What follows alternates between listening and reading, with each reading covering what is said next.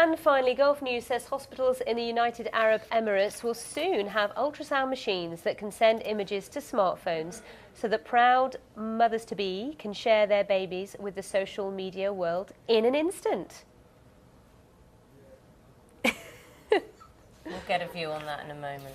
Simon Derrick is here from Bank of New York Mellon. I think you can guess my views on that already. Let's talk about something a little bit more important, shall we, Simon? Lovely to have you with us. Thank you.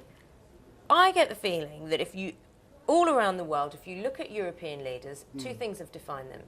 They're indecisive and they're not coherent. They're not cohesive at the moment. And now this Euro summit is delayed and it's just proving to be more and more, a deal is more and more elusive. I think that's absolutely right. I mean, I think the first thing you have to say is it's almost inevitable when you have 17 nations who want to make a decision that it's going to be hard to come to any kind of conclusion. And the very nature of the structure of the Eurozone, it's a stability union, not a debt union, not a political union, means that everybody seems to feel they have to have their say.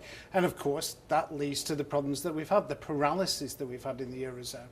With regard to the deal itself, or any potential deal that comes out, I do take the fact actually that they're delaying the deal yet again towards the end of October actually just slightly as a positive step, because I think actually what it gives me is a sense that they've now decided that actually Greece is probably going to default, and the reason why they're pushing back the date is so they can put the safety nets in place to support the banking system and hopefully the sovereigns. Now that's a pretty tall order, we'll have to see. If we put, excuse me, if we put ourselves in the shoes of, you know, the coalition partners in Slovakia, I'm sure that if here in the UK we were within the Eurozone and we were being asked to put in our portion into the European Financial Stability Fund, maybe our opinions might be a little bit more, I don't know, empathetic to those in Slovakia? I feel a lot of empathy for the people in Slovakia. I totally understand why they may not wish to go down this route. I mean, they joined the Eurozone in the first place, which was not too long ago. They had to actually,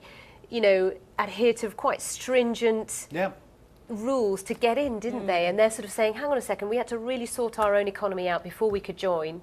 And now here we are, the second poorest country within the Eurozone, having to bail out Greece. Yeah, and I think that's the people entirely within fair. our country earn less than they do in Greece. Yeah, I think it's entirely fair that the Slovakians would feel this way.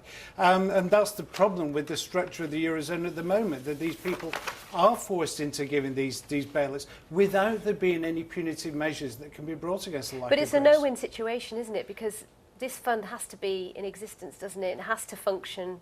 In fact, it has to probably get bigger. Yeah, well, it's certainly got to be changed. To stop the contagion, do you think? I think it's got to be changed because there is one key element here, and unfortunately, it's not about support, it's about Spain or Italy. And it's about providing sufficient confidence to the markets that actually a safety net could be available for those nations if so needed. Unfortunately, at the moment, it's simply not there. And the banks available. But of course, the banks really, that's about their holdings of sovereign debt. So it's still ultimately about the Italys and Spains of this world. That's where the issue lies. If they can't support us then there is a big problem. I'm sure we'll talk about this again tomorrow.